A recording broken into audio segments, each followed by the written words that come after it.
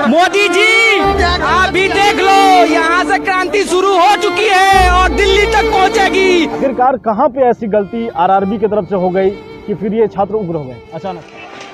नौकरी मांगोगी तो लाठियां मिलेगी, हक की आवाज उठाओगे तो पीटे जाओगे। ये बिहार है, आवाज उठाना मना है। छात्रों पर बरपा पुलिस का कहर।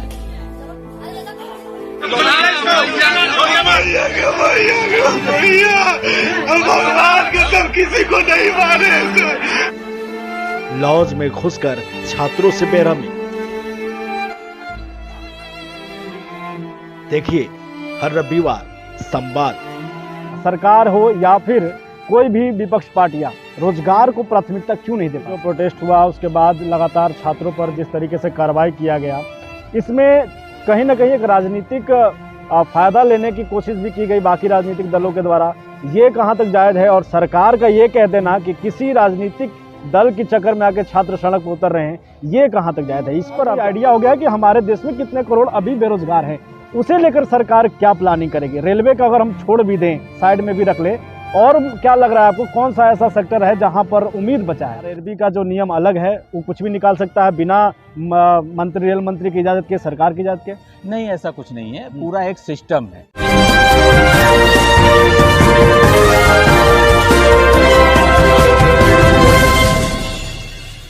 नमस्कार, मैं हूं राज पाठक और आप देख रहे हैं बुलेट न्यूज़ टीवी।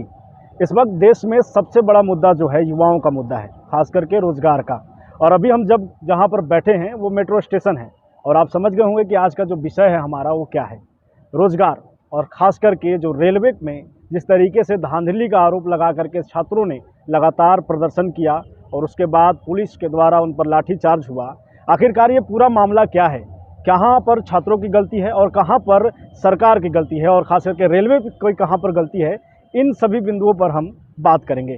हमारे साथ में मीडिया शिक्षक अरुणेश द्विवेदी हैं, जो लगातार पिछले 20 वर्षों से नए मीडिया में छात्रों को तैयार कर रहे हैं और उन्हें आपके बीच आकर के आपके सवालों को सत्ता से पूछने के लिए प्रेरित कर रहे हैं, तैयार कर रहे हैं। सर, स्वागत है आपका बुलेट न्यूज़ में। थैंक यू सर, सवाल यहीं से शुरुआत करते हैं कि जो एनटीपीसी को लेकर के आरआरबी ने जो गाइडलाइन लाया और उसके बाद लगातार छात्र सड़क पर उतर गए, चाहे वो बिहार में हो, कई ज़िले हों, या फिर यूपी का प्रयागराज हो, और भी कई ज़िले हों, आखिरकार कहाँ पे ऐसी गलती आरआरबी की तरफ से हो गई कि फिर ये छात्र उग्र हो गए अचानक से? देखिए, इसमें दो तरह के मामले सामने आ रहे हैं। एक तो मामला ये है कि ये छात्र पहले से ही शांतिपूर्वक तरीके से अपना धरना प्रदर्शन कर रहे थे, प्रोटेस्ट कर रहे थे, बिहार में भी कर रहे थे और मेरी जानकारी के अनुसार दिल्ली के जंतर मंतर पर भी कर रहे थे। और उनकी मांग यही थी कि जो ग्रुप डी का एग्ज़ाम नहीं करवाया गया है, 2 साल हो गए हैं, 2019 में उसका नोटिफिकेशन जारी हुआ था और 2022 आ गया है, तो आखिरकार वो एग्ज़ाम क्यों नहीं करवाया जा रहा? और वो भी तब जब हर एक स्टूडेंट से 500 या 1000 रुपये एग्ज़ाम फीस के नाम पर लिया गया था।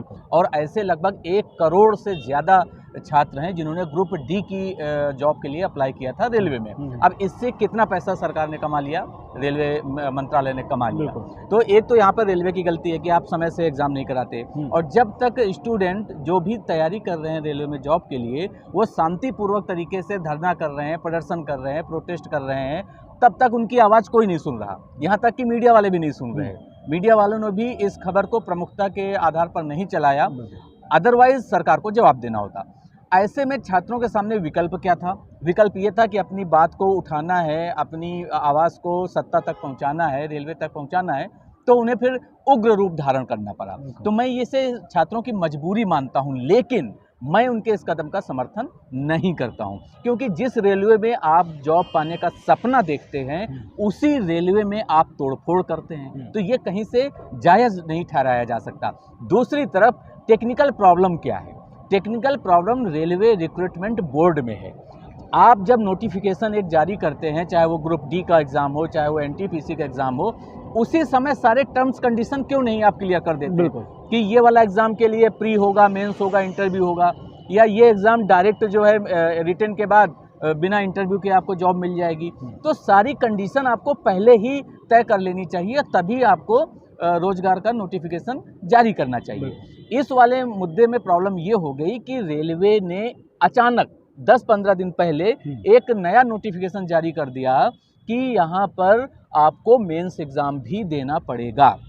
यानी रेलवे एनटीपीसी का जिन स्टूडेंट्स ने एक पहला वाला स्टेप उन्होंने रिटन एग्जाम क्लियर कर लिया है, अब उनको और शॉर्ट लिस्ट करने के लिए दोबारा देना पड़ेगा।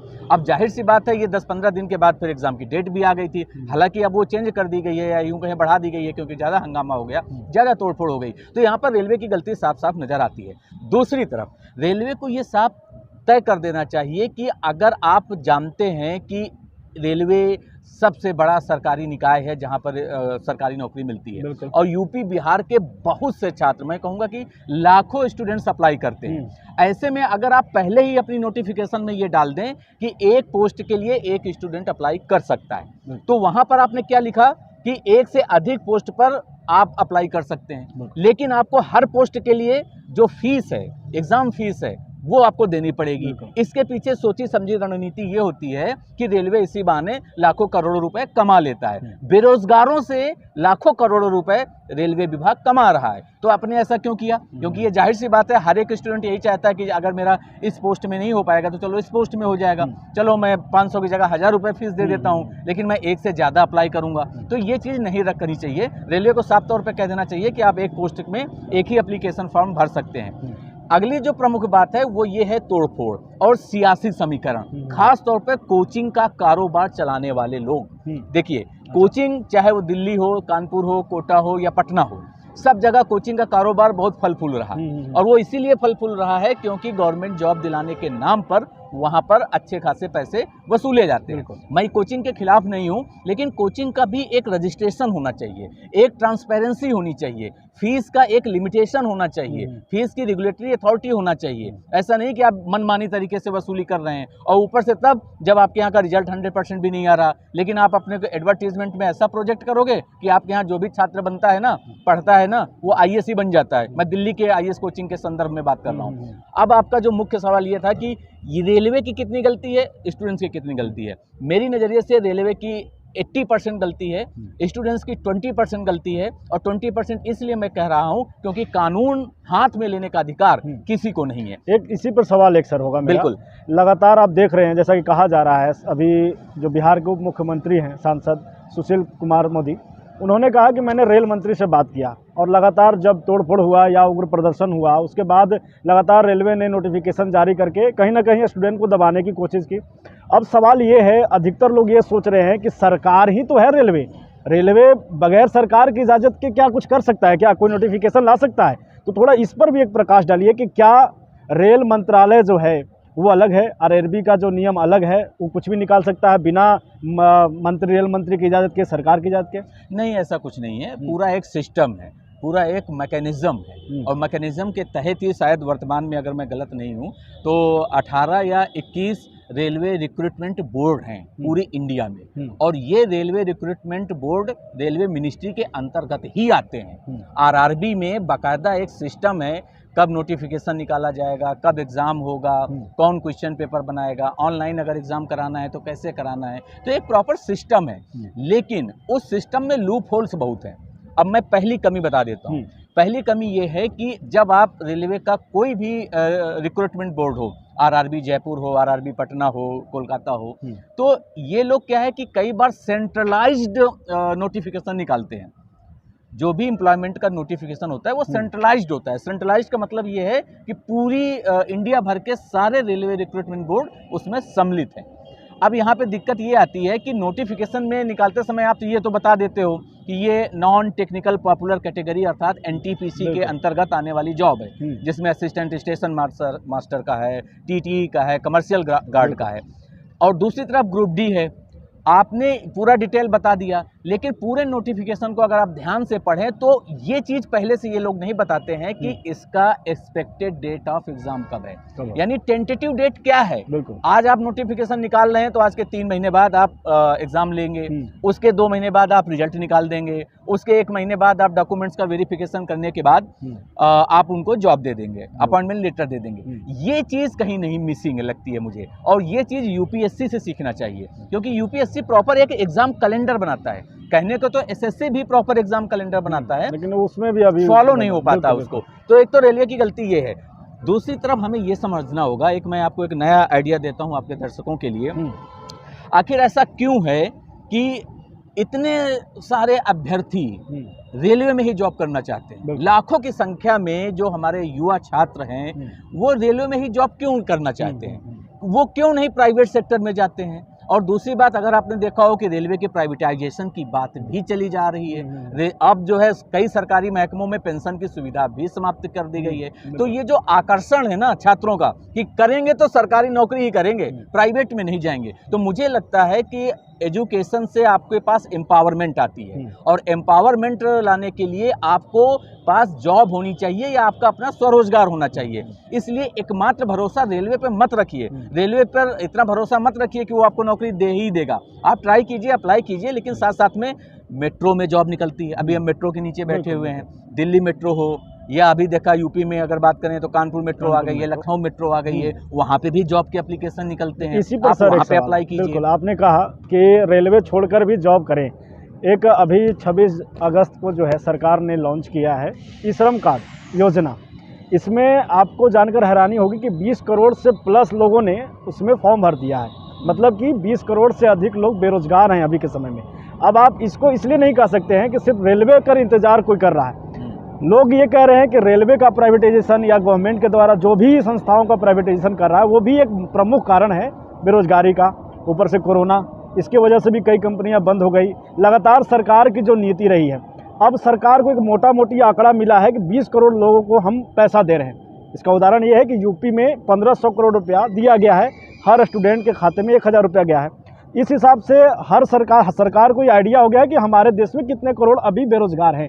उसे लेकर सरकार क्या प्लानिंग करेगी? रेलवे का अगर हम छोड़ भी दें, साइड में भी रख ले, और क्या लग रहा है आपको कौन सा ऐसा सेक्टर है जहां पर उम्मीद बचा है? देखिए, ऐसा है, सबसे पहले तो सिस्टम में सुधार लाने की ज़रूरत है। बिल्कुल। सबसे पहले तो हमें ये देखना पड़ेगा कि चाहे रेलवे हो, चाहे एयर इंडिया हो, या सरकारी बैंक हो, या एसएससी के थ्रू जो भी जॉब मिलती है, ये सब सरकारी सिस्टम के अंतर्गत आता है। और सरकार को अपने सिस्टम में सुधार किस लहजे में करना होगा, वो जो आपने ई श्रम कार्ड वाली योजना के बारे में बताया, वो भले एक फौरी तौर पर राहत देने के लिए ठीक है, लेकिन स्थायी समस्या का ये समाधान नहीं है। मैं ये मानता हूं कि यूपी में सबसे पहले शायद मुलायम सिंह यादव की सरकार थी, उस समय वो चीफ मिनिस्टर थे, चुनावी माहौल था, और उन्होंने बेरोजगार युवाओं से एक वादा किया था कि वो बेरोजगारी भत्ता 3000 या 5000 कुछ भी वो देंगे। अगेन सवाल यहाँ पर यह है कि बेरोजगारी भत्ता दे देने से क्या बेरोजगारी जैसी विकराल समस्या का समाधान हो जाएगा? जवाब है नहीं। इसलिए ई श्रम कार्ड के माध्यम से आप 1000-2000 अपने बेरोजगार युवाओं को दे दें, ये समस्या का समाधान नहीं है। सरकारों को क्या करना चाहिए? सरकारों का जो अपना सिस्टम है उस पर सुधार करना चाहिए। अब मैं एक उदाहरण देता हूँ। हर जिले में, यूपी की खासतौर पे मैं बात कर रहा हूँ, और मेरी जानकारी के अनुसार बिहार में भी शायद ऐसा है, हर जिले में सेवा योजन रोजगार कार्यालय है, और ये रोजगार कार्यालय सरकारी जो विभाग होता है, श्रम विभाग, उससे संबद्ध है। इस रोजगार कार्यालय का मकसद क्या था कि उस जिले के जितने पढ़े लिखे बेरोजगार हैं वो उस रोजगार कार्यालय में अपना रजिस्ट्रेशन कराएं, पंजीकरण कराएं कि उनकी क्या क्वालिफिकेशन है, कौन सा उन्होंने एग्जाम पास किया है। इसके बाद सरकारी विभागों में जहां जहां वैकेंसी आती है तो रोजगार कार्यालय के माध्यम से उनका एप्लीकेशन फॉर्म वहां भेजा जाता है। इसके बाद उनका रिटन टेस्ट एग्जाम जो भी प्रोसीजर हो वो होता है और उनको रोजगार दिलाया जाता है। लेकिन आज की तारीख में रोजगार कार्यालयों की क्या स्थिति है? जिला रोजगार कार्यालय के जो अधिकारी हैं उनकी क्या स्थिति है? वहां पर बहुत से लोगों ने रजिस्ट्रेशन करवाया है, लेकिन उनमें से कितने लोगों को रोजगार ये दिला पाए हैं, ये कहाँ है? तो ये महज एक कागजी शेर साबित हो रहे हैं। मुझे लगता है सरकार को इस तरफ ध्यान देना चाहिए। बिल्कुल। इसी से जुड़ा एक सवाल है, लगातार जो सरकार है, वर्तमान सरकार, उस पर आरोप लगाते आया है कि वो जनता की आवाज़ को दबा रहे हैं। अभी जो प्रोटेस्ट हुआ उसके बाद लगातार छात्रों पर जिस तरीके से कार्रवाई किया गया, इसमें कहीं ना कहीं एक राजनीतिक फ़ायदा लेने की कोशिश भी की गई बाकी राजनीतिक दलों के द्वारा। ये कहाँ तक जायज़ है? और सरकार का ये कह देना कि किसी राजनीतिक दल की चक्कर में आके छात्र सड़क पर उतर रहे हैं, ये कहाँ तक जायज है? इस पर आप क्या कहेंगे? इसमें दोनों की ही गलती है। दोनों का मतलब ये कि चाहे सत्ता पक्ष की पार्टी हो चाहे वो विरोधी दल की पार्टी हो।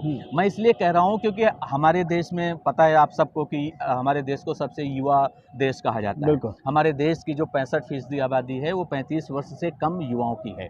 लेकिन इन युवाओं की दशा क्या है, दिशा क्या है, या यूं कहें दुर्दशा है, उस दुर्दशा को दूर करने के लिए सरकारें कोई ठोस प्रयास नहीं कर रही हैं। और यहाँ पर ध्यान देने वाली बात यह है कि युवाओं का वोट बैंक बहुत बड़ा है। खास तौर पे 18 साल से जो ऊपर हैं, जो पहली बार वोट देने जा रहे हैं, और यूपी में इस समय चुनावी माहौल है, तो आपको पता है उन युवाओं को कोई भी सरकार, कोई भी पार्टी नाराज नहीं कर सकती, क्योंकि उनसे उनको वोट लेना है। तो ऐसे में हर विपक्षी दल यही चाहेगा कि इस मुद्दे पर रेलवे के एग्जाम के बाद जो छात्रों ने तोड़फोड़ की है उनसे सहानुभूति दिखाई जाए, ताकि उनको ये लगे कि ये अगले चुनाव में ये हमें चुने और इसके बाद उनको रोजगार मिले। वहीं सत्ता पक्ष की पार्टियां जो हैं उनका ये कहना है कि ये छात्रों के माध्यम से सियासत की जा रही है। कोचिंग वालों का ये कहना है कि भाई वो भी किसी का स्टैंड ले रहे हैं, या तो इस पार्टी का या तो उस पार्टी का। तो ये हमाम में सभी नंगे हैं।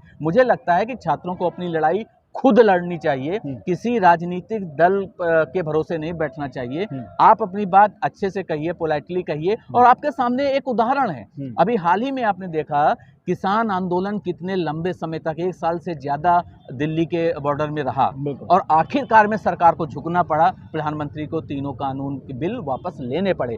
क्या हमारा युवा इससे प्रेरणा लेकर ये सोच सकता है कि हम एक अखिल भारतीय बेरोजगार युवा संगठन बनाएंगे, और हम केवल एक एग्जाम के लिए नहीं, केवल रेलवे के लिए नहीं, मैं तो कहता हूं कि जो स्टेट पब्लिक सर्विस कमीशन है, जो जहां से पीसीएस एग्जाम वगैरह होते हैं, वहां पर आप जानकर हैरान होंगे। मेरा एक दोस्त है, 2015-16 में उसने जो राजकीय पॉलिटेक्निक होते हैं, हर जिले पे होता है, वहां पर लेक्चरर की पोस्ट निकली थी और उसने अप्लाई किया था। केवल इंटरव्यू होना था, 2022 आ गया, 2015 में अप्लाई किया था, 7 साल हो गए, लेकिन अभी तक कोई सुनवाई नहीं है कि कब इंटरव्यू होगा, कब एग्जाम होगा और कब ज्वाइनिंग होगी। तो इसे एक बड़े मुद्दे, जैसे ये बड़ा मुद्दा है, इसको एड्रेस करने के लिए युवाओं को अखिल भारतीय स्तर पर एक कोई अराजनैतिक दल हो, किसी राजनीति से प्रेरित ना हो, और अपनी बात उठाएं, अपना मुद्दे उठाएं। और सबसे बड़ी बात, मीडिया वाले युवाओं की इस आवाज को उठाएं, वो बेरोजगारी के मुद्दे पर जो है बात करें, डिबेट सोच करें। यही सवाल है ना कि सरकार जो लगातार स्टूडेंट को दबाने की कोशिश कर रही है। ये कहा जा रहा है कि लगातार पुलिसिया जो है बल के उपयोग करके लगातार जो है छात्रों को दबाने की कोशिश की जा रही है, मारा जा रहा है, उन्हें अरेस्ट किया जा रहा है। ये जो है, इस पर लगाम कैसे लगेगा? इसे कौन रोक सकता है? नहीं, देखो, अगर शांति से जाए, नहीं, कैसे होगा? ये तभी होगा जब छात्र अपनी जिम्मेदारी समझें, और सियासत वाले, सत्ता वाले, पुलिस वाले, प्रशासन वाले भी अपनी जिम्मेदारी समझें। प्रयागराज में इसी बिहार के जो रेलवे वाली आपने देखा होगा कि बहुत तोड़फोड़ हुई, ट्रेन जला दी गई। इसके बाद एक वीडियो वायरल होता है कि इलाहाबाद में, जिसे अब प्रयागराज कर दिया गया है, वहाँ के एक हॉस्टल में रहने वाले छात्रों को साथ में यूपी पुलिस, इलाहाबाद पुलिस किस तरीके से मारपीट करती है, जैसे वो छात्र न होकर के गुंडे हैं, आतंकी हैं, जबकि ऐसा नहीं था। और ये सिर्फ इसलिए क्योंकि उनको अंदेशा था कि ये लोग भी उन छात्रों के साथ मिले हैं, ये छात्र भी साजिश रच रहे हैं कि हम इलाहाबाद स्टेशन पे जा करके ट्रेनों को आग लगाएंगे। तो महज इस मतलब जिसको कहते हैं ना कि एक र्यूमर आपको मिला, अरे आपको मिला भी तो आप जाइए, जांच पड़ताल कीजिए, उनसे पूछताछ कीजिए, उनको थाने में ले आइए, बात कीजिए। लेकिन ये क्या कि आप जबरन उनके हॉस्टल में तोड़फोड़ कर रहे हैं। जो भी छात्र वहाँ पढ़ाई कर रहा है, जिसको इस पूरे रेलवे के विवाद से मतलब नहीं है, वो अपना IAS PCS की तैयारी में लगा है, उसके साथ भी आपने बदतमीजी की, उसके साथ भी आपने मारपीट की। तो इसे किसी भी लेवल पे जायज नहीं ठहराया जा सकता। और मुझे लगता है आजकल सोशल मीडिया का जमाना है, जैसे ही ये वीडियो वायरल हुआ, तुरंत यूपी सरकार हरकत में आई। जो DGP हैं उन्होंने आरोपी जो भी पुलिस वाले हैं उनको सस्पेंड भी किया। तो मुझे लगता है कि दोनों को अपनी जिम्मेदारी समझनी चाहिए। छात्रों का एकमात्र उद्देश्य ये होना चाहिए कि जो सिस्टम में गलतियां हैं, अगर समय से उनका एग्जाम नहीं हो रहा, समय से उसका रिजल्ट नहीं निकल रहा, समय से उनको ज्वाइनिंग नहीं हो रही, तो इस पर अपनी आवाज़ अच्छे से उठाएं और यूनाइटेड होकर उठाएं, और मीडिया वाले भी उनकी आवाज़ अपने रिपोर्ट में दिखाएं।